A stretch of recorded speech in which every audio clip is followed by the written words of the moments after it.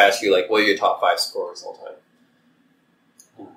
Even that's kind of tough. It's tough? It depends. It depends. Well, you got Michael Jordan, obviously. Obviously, Michael Jordan's in there. Obviously.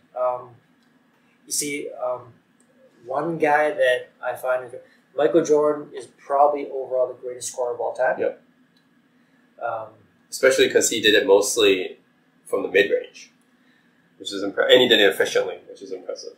Because he did it mostly in the mid-range to actually also into the interior. Because young Jordan actually shot a lot in the interior as well.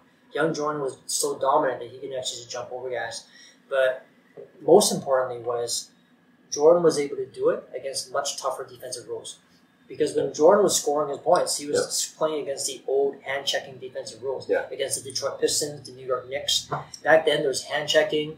There weren't as much restrictions on the big men camping in the paint back then. So back then, even if Jordan got past his perimeter defender, who was actually hand-checking him, because of the fact that back then there was hand-checking, perimeter defenders didn't have to give players so much space back then. Nowadays, there's no hand-checking allowed. So now defenders... if I can't hand check you, I can't guide you on defense anymore, so I'm afraid of you passing me. So nowadays, defenders have to give offensive players a lot more space. So nowadays, by default, after 2005, all the way till now, perimeter players on offense, by default, has about 3 feet more space compared to players back then, because defenders are backing off of them all the time. And that's why you see all these guys taking jump shots now. But the thing is, there was a lot of great shooters back then as well. But the thing is, back then the defense was right up in your face with hand checking. So you don't have that space to get off that shot. Even a guy like Curry wouldn't be able to get any shots off like that back then because the defense is right in front of your face.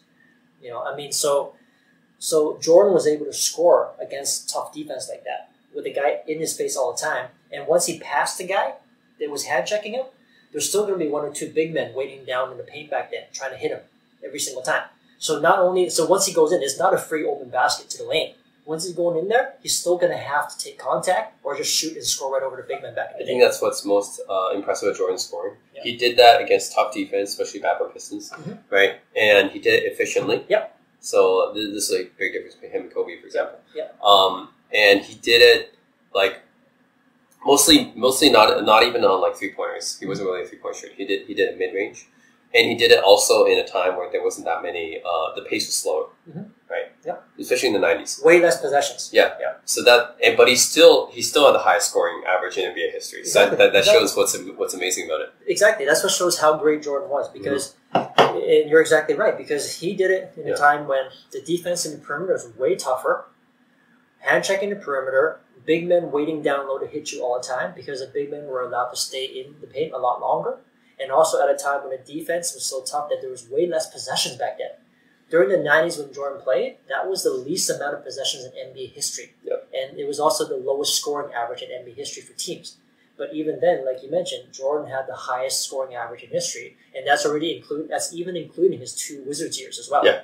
If it wasn't for that, I think it'd be like 32. 32. Yeah, and that's like way beyond anyone else. And this is against tough defense too, right? So and also in the 80s when Jordan was playing, not only did he average, you have to recognize Jordan did this playing in the triangle offense as well. That's forcing you to pass the ball. Yep. Because prior to Phil Jackson taking over the Bulls, they weren't running a triangle before that. It was a Doug Collins type of offense where everything was revolving around Jordan. But that was amazing. He's getting like 35, 37 points 35 points, 8 rebounds, 8 assists, Defensive Player of the Year. Like, he's getting all that. Exactly. And that's why, like, when people keep telling me, Jordan and Kobe are so similar, actually, I disagree in some ways.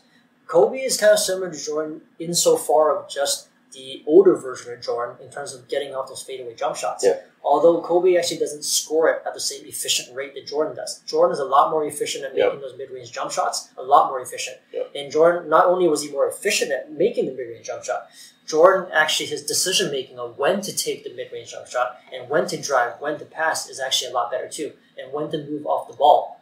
Jordan's also a lot better with that. But that's why I argue with a lot of people that if you see young Jordan play, young Jordan was getting everything. He was getting rebounds, he was getting assists, he was playing great defense, he was getting block shots, and he was scoring. And he was scoring at a high percentage. He would get 35, 37 points before he played in the triangle offense against tough defense. But at the same time, he was shooting around 53% from the field. That's like a center. That's like an all-star center. Yeah. So he's a shooting guard playing in a big man's league with big man's rules. the rules back then were tailor-made for big men to dominate. Yeah. And Jordan is still, as a shooting guard, dominating the NBA as the best player when the rules were made for big men to post up. Because back then, most of the teams in the NBA, they played post offense. Most of them.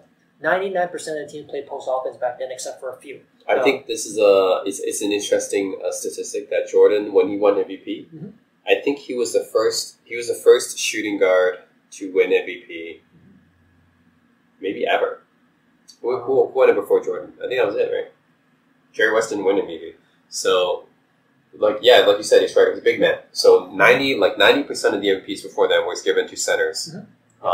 Back before that, Will, Russell, Kareem, right? Yeah. Moses, right? So I think the Jordan kind of changed everything. Changed everything. The first kind of really shooting guard, or even just like a small guard, like I know Magic. Well, actually, Magic won around the same time, but Magic was an atypical point guard, anyways. Yep. Right? He was the first. Like Jordan was the first real kind of guard. I think maybe even bigger than Bob Cousy, but that was it. Like he was a really kind of big, real first shooting guard to really win MVP, and that kind of changed everything. The thing is, prior to Jordan, most people were still prior to Jordan. It was actually drafting a center that was a more popular decision back then. Because before Jordan, most teams always considered getting the big man first. That's why Portland got Sam Bowie. Exactly. Well, also because they already had Clyde Drexler. But at the same time, they picked the big man. And then obviously Houston Rockets taking Hakeem. Well, it's Hakeem, right? Hakeem is great. So you can't really blame him for that. But prior to Jordan... it was center dominated. Exactly. It was center dominant. The consensus was always draft the big guy if you could. And Jordan was a guy who changed the whole culture of people loving perimeter players. After Jordan, everyone nowadays, they're in love with that 6'6", 6'7" to 6'8" It showed that you can dominate as a perimeter player. Yeah, but then the thing is, fans start to fall in love, and teams, even GMs, start to fall in love with the 6'6", 6'8" range of players nowadays, which traditionally I don't think is always the best move even nowadays, because Jordan is a freak of nature by himself. But he started that trend of people liking. That's actually one of the things that Jordan himself regretted. He said that when people watch him, all they see is the dunks and the fadeaways and stuff. But I think even he kind of regretted the fact that people saw that, and then they started focusing less on the fundamentals and more on the flashy stuff. But that's the wrong takeaway from Jordan. Because Jordan had good fundamentals too. Exactly. But people didn't focus on it. They focused on the flashy stuff, right? They saw his fadeaways and stuff, but they didn't realize that Jordan had a lot of good fundamentals to go along with those fadeaways. Exactly. Right? So that's why the new generation players, like I said, Kobe, Kevin Garnett, they focus on turnaround jumpers, the fadeaways, but they kind of lose the fundamentals in the progress. Exactly, that's the thing. And that's my biggest problem is Jordan always creates fads. When Jordan first joined the league, he was more of a slasher, dunker. He drove to the basket all the time. So there was a first generation of wing players that came in the league, like Harold Miner and all these guys. Guys like Harold Miner and these guys, they couldn't shoot. All they wanted to do is be like Jordan and drive in and just dunk over people all the time. And then when Jordan came back to the NBA in his second three-peat and he started shooting fadeaways, then after that, the new generation of stars came in the league, and now they don't want to dunk or drive anymore. All they want to do is take fadeaway jump shots, like T-Mac and Kobe and Kevin Garnett and all these guys. So Jordan causes trends both ways, and not always for the best, like you mentioned. And that's the biggest problem, because people forget to really, really focus on the guy's fundamentals. Not just his one-on-one fundamentals. He has all the one-on-one fundamentals. He has the footwork, the decision-making, the great defense. But at the same time, his team game. Like, he knows when to pass, knows when to cut, knows when to drive. That's the problem, right? When you only show highlights, you don't see that. And when fans only watch highlights too. So you got to blame the fans as well. There's a lot of casual fans out there who don't watch the full games. And they don't see how the glaring difference between Jordan and most of the other so-called Jordan impersonators is Jordan is so much more better with the little stuff. Much better defense, not just as a one-on-one defender. He's a great team defender as well. So he's great at help defense, but at the same time, he's great at one-on-one defense. Not too many perimeter defenders in the history of the NBA were very good at help defense. Traditionally, help defense is actually more from big men, because big men would rotate and block shots and help. And traditionally, perimeter defenders are more better with one-on-one defense, shutting down their own guy. And there's only a few perimeter players in the NBA, in the history of the NBA, that was really good at team defense. One was Michael Jordan, one was Scottie Pippen. Young Dennis Rodman, when he was with Detroit, was really good at both.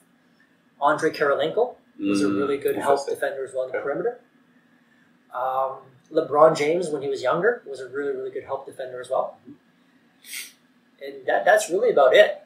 Wade, once in a while too, back in Miami when he was still healthy, Wade was also a pretty good help defender as well.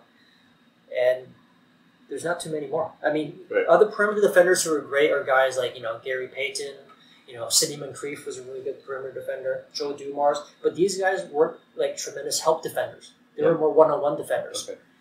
Whereas special guys like Jordan, Andre Kirilenko, Scottie Pippen, these guys are great one-on-one defenders and great help defenders. And that's really unique for a perimeter player to be like that. Bill Russell. Bill Russell, he's a big man. Yeah. Right. So I'm just talking perimeter players? Oh, perimeter players, okay. Exactly, for perimeter players. Yeah, for big men, there's a lot of great help defenders. Historically. But perimeter players, there's only a handful.